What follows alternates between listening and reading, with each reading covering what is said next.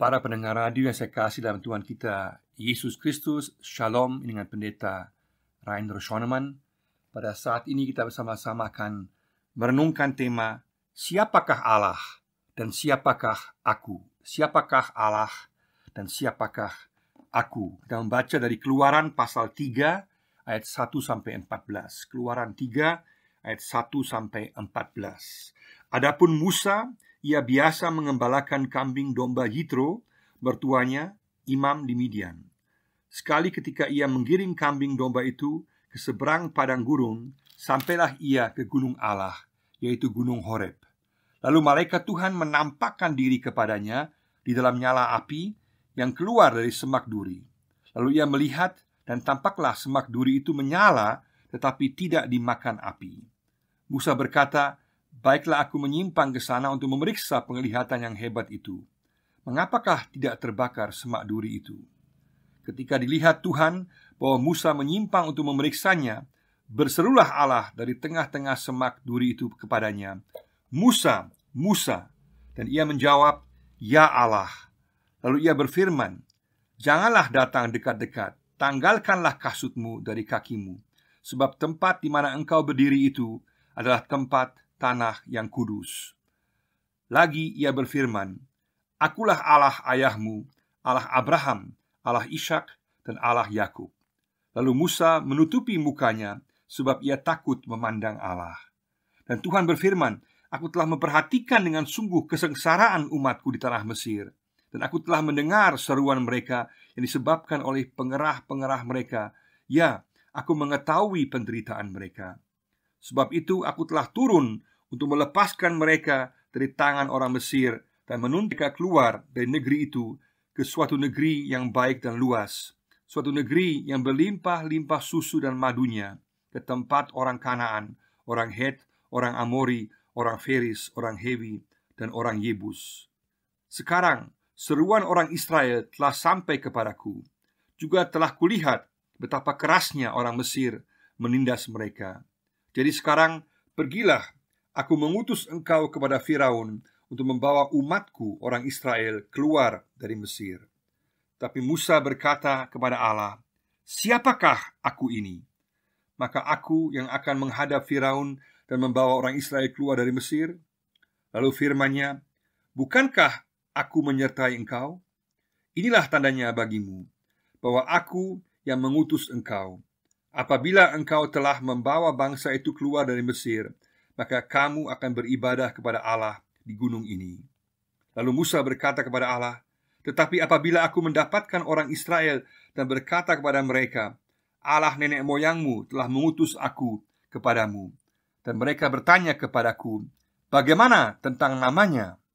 Apakah yang harus kujawab kepada mereka?" Firman Allah kepada Musa, "Aku adalah Aku." Lagi firman-Nya, "Beginilah kau katakan kepada orang Israel itu, Akulah Aku, telah mengutus Aku kepadamu." Siapakah Allah? Siapakah aku? Dua pertanyaan ini merupakan dua pertanyaan terpenting dalam kehidupan kita manusia. Dua pertanyaan yang sangat menentukan, baik untuk kehidupan kita saat ini maupun untuk kekal selama-lamanya. Dan nama Allah atau nama Tuhan, sebuah nama, memiliki arti yang sangat penting. Dalam Alkitab, nama sekaligus merupakan program yang menggambarkan hakikat keberadaan sekaligus juga tindakan dari nama itu. Misalnya nama Musa sendiri artinya ditarik keluar. Ditarik keluar artinya ditarik keluar dengan peti pandan dari sungai Nil, ditarik keluar. Itu sekaligus juga punya arti menarik keluar, berarti membawa keluar, sekaligus penugasan bahwa Musa bukan saja ditarik keluar secara luar biasa oleh Allah, diselamatkan oleh Allah secara luar biasa, sekaligus dia ditugaskan untuk membawa keluar, menarik keluar bangsa Israel dari tanah Mesir, dari penderitaan penindasan di tanah Mesir. Kalau kita lihat Musa, dia hanya mengenal nama Allah dari cerita dari orang tuanya, dari saudaranya, dari mungkin keluarganya. Tetapi dia tidak pernah berjumpa dengan Allah secara pribadi, hanya dengar saja dan belum mengalaminya secara pribadi. Hal yang sama juga berlaku dengan banyak orang Kristen. Banyak orang Kristen hanya mendengar tentang Allah, tapi belum mengalaminya sendiri. Banyak orang Kristen memiliki nama Kristen, tapi belum berjumpa secara pribadi dengan Tuhan. Dan Musa juga sama, dia hanya mendengar saja. Baru kemudian setelah dia berusia 80 tahun di padang gurun, barulah dia untuk pertama kalinya berjumpa dengan Allah, di mana Allah menyatakan dirinya kepadanya dengan dalam kekudusannya, dalam kuasanya, menyatakan juga kekekalannya, menyatakan juga namanya, dan juga bahwa dia bertindak dalam sejarah, dan dia juga mau memiliki hubungan pribadi dengan Musa. Sungguh luar biasa. Bagi kita yang penting bukan hanya mengetahui tentang Allah, tapi sungguh-sungguh harus mengenal tentang Allah. Dan mengenal hanya bisa kalau kita menyerahkan diri kita kepada Allah. Kita membuka diri kita. Kalau kita mau belajar tentang Allah, dan kita katakan bahwa kita mau mengenal Allah secara pribadi melalui Yesus Kristus dalam kehidupan kita. Dua pertanyaan penting di sini, dua bagian besar. Pertama yaitu, siapakah Allah? Atau siapakah engkau Allah? Dua kali Musa bertanya di sini, siapakah namamu, dalam ayat 6 dan juga ayat 14. Dan kemudian Allah menjawab, aku ada. Namaku adalah aku ada. Artinya Allah adalah Allah yang kekal, Allah yang berdaulat, Allah yang berkuasa, juga Allah yang kudus, Allah dalam sejarah, dan juga Allah yang menyatakan dirinya. Aku ada berarti dia selalu ada, kekal, dan dia tidak jauh, dia dapat dijumpai, dan juga dia ada di tengah-tengah situasi kehidupan sehari-hari kita.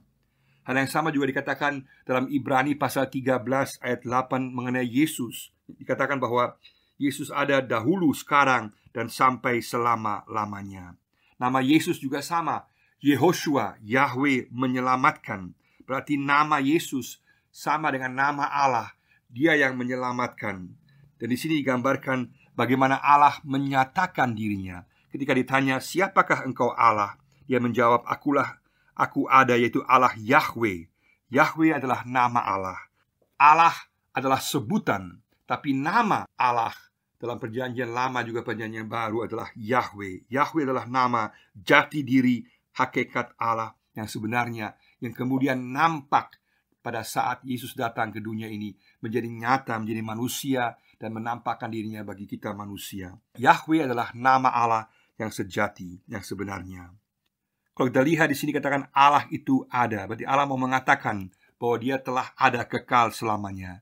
Juga Allah itu berdaulat, berkuasa, dengan dia menyatakan dirinya dengan semak duri yang tidak terbakar. Dia menyatakan kuasanya. Juga dalam sejarah bangsa menjadi nyata bahwa Allah berkuasa. Dalam penciptaannya dia berkuasa, dan juga dalam tindakannya. Juga kemudian di Allah yang kudus, bahwa dia dikatakan bahwa Musa harus melepaskan kasut kakinya, karena Allah, tempat di mana dia berada, adalah tempat yang kudus. Juga dikatakan dia adalah Allah daripada Abraham, Ishak, dan Yakub. Berarti Allah yang telah bertindak secara nyata dalam sejarah, dan juga sekaligus Allah yang mau berhubungan pribadi dengan setiap kita. Dia memanggil nama Musa, dan pada saat yang sama Allah juga memanggil setiap kita, memanggil kita dengan nama kita, karena dia mau berhubungan dengan kita. Kalau kita lihat di sini, hakikat keberadaan Allah nyata sekali, bahwa dia adalah Allah yang kekal, yang berdaulat, berkuasa, yang kudus, yang bertindak dalam sejarah, dan yang menyatakan dirinya, dan yang ingin memiliki hubungan dengan kita secara pribadi. Sekaligus juga digambarkan tentang tindakan Allah di sini. Tindakan Allah yang sangat penting. Pertama, tindakan Allah yang pertama adalah Yahweh, atau aku Yahweh melihat kesengsaraanmu. Aku Yahweh melihat kesengsaraanmu. Ayat 7 dan 9. Allah adalah Allah yang nyata, bukan Allah yang abstrak, Allah yang sungguh-sungguh bertindak. Dia melihat kesengsaraan umat Israel yang luar biasa. Dia bukan jauh dan dia dingin dan tidak peduli, tapi dia sungguh-sungguh melihat apa yang sedang terjadi. Dan juga dia kemudian dikatakan yang kedua, aku Yahweh peduli penderitaanmu. Dia bukan hanya melihat, tapi dia juga peduli. Aku Yahweh peduli penderitaanmu. Ayat 7 dan ayat 9. Dia melihat dan dia juga kemudian terlibat, dan dia kemudian juga peduli akan apa yang sedang terjadi dengan bangsa Israel yang mengalami penindasan yang luar biasa. Allah bukan Allah yang menjauh, tapi Allah yang mendekat dan mau peduli akan situasi kehidupan bangsa Israel. Digambarkan juga yang ketiga, yaitu tindakannya, Aku Yahweh turun menolong menyelamatkan. Aku Yahweh turun menolong menyelamatkan. Ayat yang ke-8 katakan bahwa dalam ayat 8 bahwa Allah Yahweh, Dia akan datang dan menolong membebaskan bangsa Israel. Dan kemudian juga dikatakan yang keempat, yaitu tindakan yang keempat, Aku Yahweh memberikan masa depan yang pasti bagimu. Ayat 10, yaitu membawa bangsa Israel keluar ke tanah Kanaan, yang digambarkan dengan tanah yang penuh dengan susu dan madu.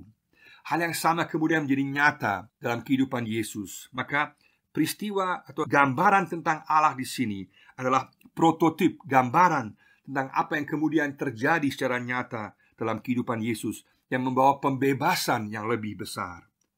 Allah membawa pembebasan kemudian kepada bangsa Israel, tapi kemudian apa yang Yesus bawa adalah pembebasan, penyelamatan yang jauh lebih besar, yaitu dari kuasa dosa, iblis, dan maut. Karena Yesus juga sama. Yesus melihat penderitaan dosa manusia, dan Dia kemudian peduli, Dia menjadi manusia. Yang ketiga, Dia juga turun menolong, menyelamatkan manusia dengan mati di kayu salib, supaya kita dibebaskan daripada penindasan perbudakan dosa yang sungguh-sungguh menekan, menindas kita.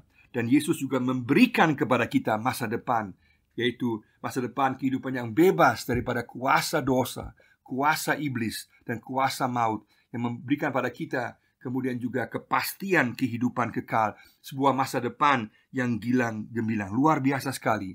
Maka penyataan diri Allah di sini, Allah Yahweh, kemudian juga menjadi nyata dalam tindakan penyelamatannya dalam bangsa Israel, sekaligus lebih besar lagi kemudian dalam tindakan penyelamatan dalam Yesus Kristus. Luar biasa.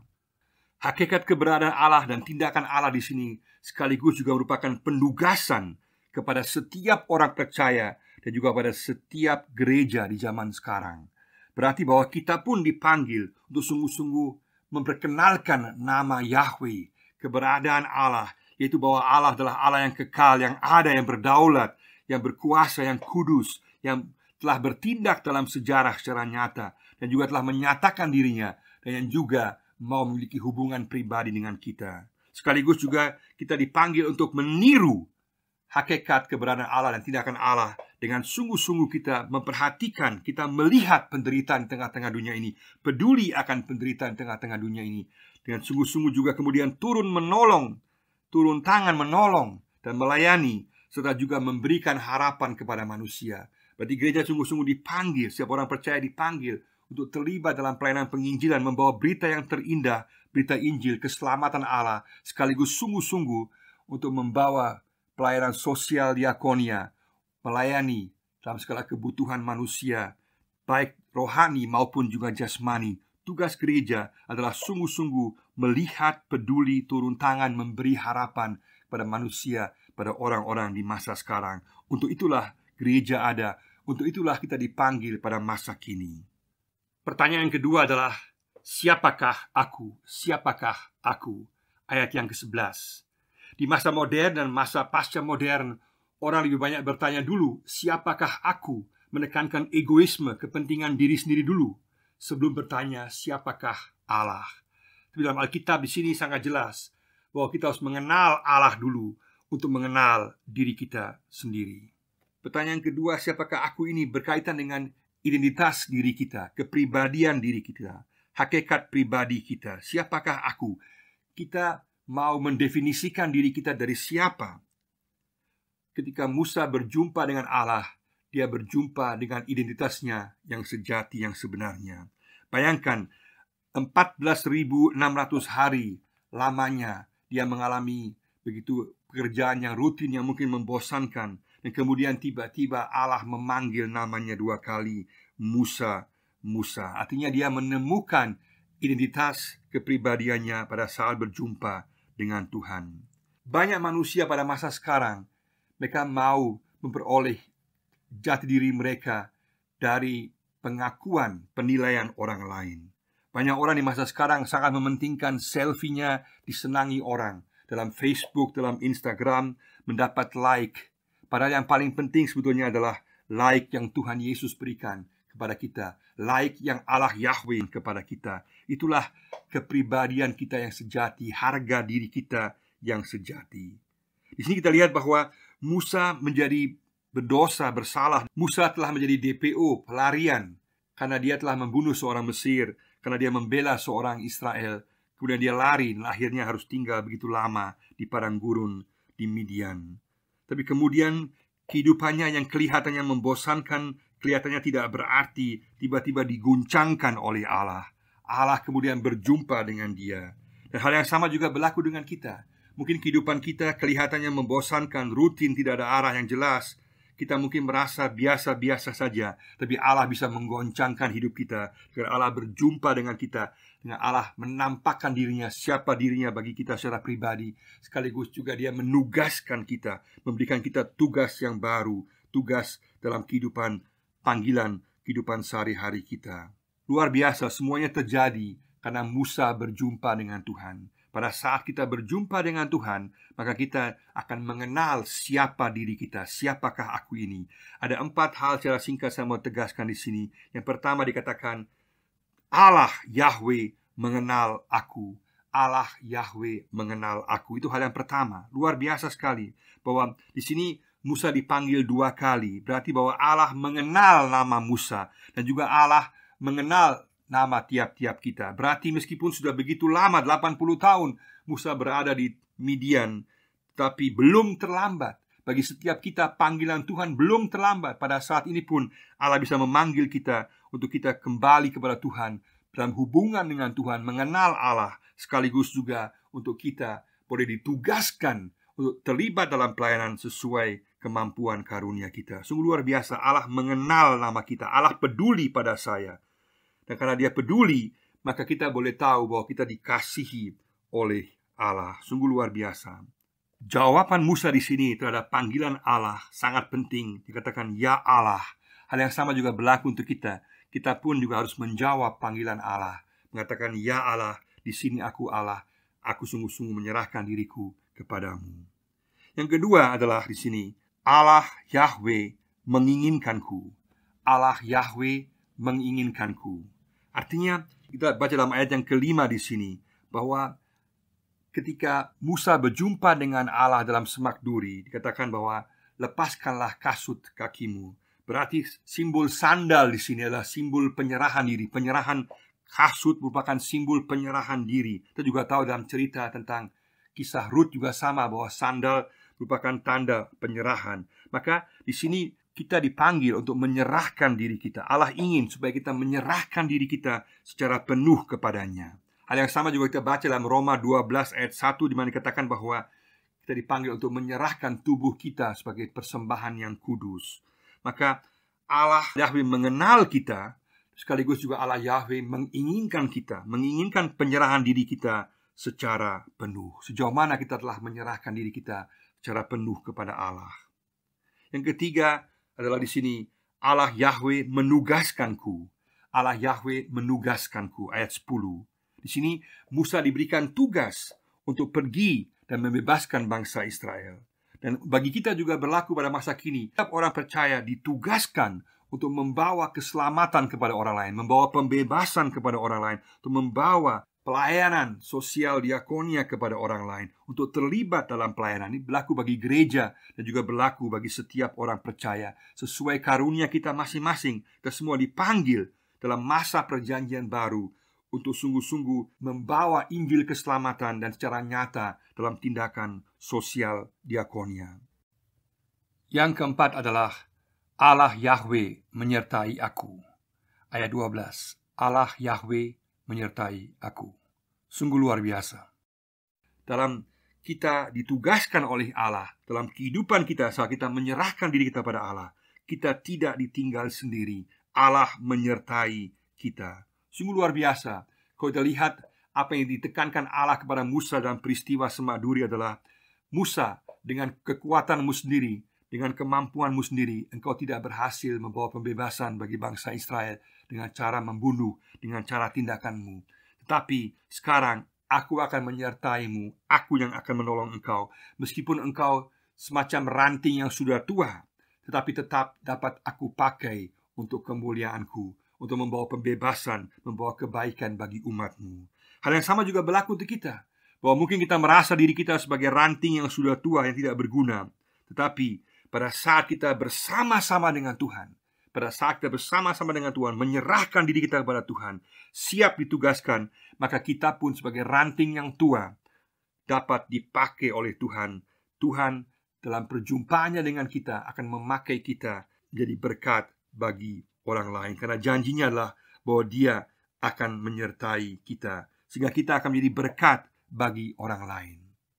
Mari sama-sama kita pada saat ini sungguh-sungguh kita kembali untuk mengenal siapa Allah. Hanya orang yang mengenal siapa Allah dan mengenal siapa diri kita pribadi yang dapat sungguh-sungguh berjumpa dengan Tuhan dan sungguh-sungguh dapat dipakai oleh Tuhan. Bersama-sama sekali lagi kita mengenal nama Allah, Allah yang ada, Allah yang kekal, yang berdaulat, yang berkuasa, yang kudus, yang suci, yang telah bertindak dalam sejarah dan juga menyatakan dirinya, dan yang juga mau memiliki hubungan pribadi dengan kita.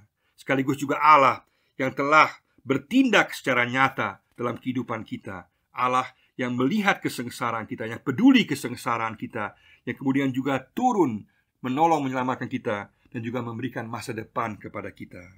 Dan sekaligus juga melihat diri kita bahwa kita adalah orang-orang yang sungguh-sungguh dikenal oleh Allah, dikasihi oleh Allah, dihargai oleh Allah. Kita orang-orang yang juga diinginkan oleh Allah, supaya kita menyerahkan diri kita secara penuh kepada Allah, sekaligus juga ditugaskan oleh Allah, dan juga bahwa Tuhan Allah Yahweh akan menyertai kita. Dan kita mengenal Allah hanya bisa pada saat kita terus-menerus belajar Allah, hidup dari Allah. Itu sebabnya mengapa dikatakan dalam Ibrani pasal 13 ayat 7 dikatakan, ingatlah akan pemimpin-pemimpin kamu yang telah menyampaikan firman Allah kepadamu. Perhatikanlah akhir hidup mereka dan contohlah iman mereka. Hanya dengan kita sungguh-sungguh menghidupi dan kita belajar tentang hakikat keberadaan dan tindakan Allah, dan juga belajar tentang siapa diri kita di hadapan Allah, maka kita akan dapat menjadi berkat bagi orang lain. Kita akan menemukan jati diri kita yang sebenarnya, dan kemudian kita dapat diutus, dipakai oleh Tuhan. Hanya dengan mengenal jati diri kita yang sebenarnya, kita dapat kemudian dipakai oleh Tuhan, dan kemudian juga memiliki harapan akan kehidupan bersama-sama dengan Tuhan, karena Dia menyertai kita saat ini, dan juga masa depan yang indah bersama Tuhan dalam kehidupan kekal selama-lamanya. Kiranya Tuhan memberkati setiap kita, sehingga kita sungguh-sungguh menemukan siapa Allah Yahweh bagi kita, dan juga kita menemukan jati diri kita yang sejati dalam Allah Yahweh yang jadi nyata dalam Yehoshua, Yesus Kristus, yang telah menjadi manusia, yang telah membebaskan kita dari dosa, yang telah membawa kebangkitan, melalui kebangkitannya membawa kemenangan atas dosa, iblis dan maut, dan memberikan kehidupan yang kekal bagi setiap kita. Tuhan memberkati kita semua. Kenalilah Allah Yahweh dan kenalilah dirimu sendiri. Tuhan memberkati kita semua. Amin.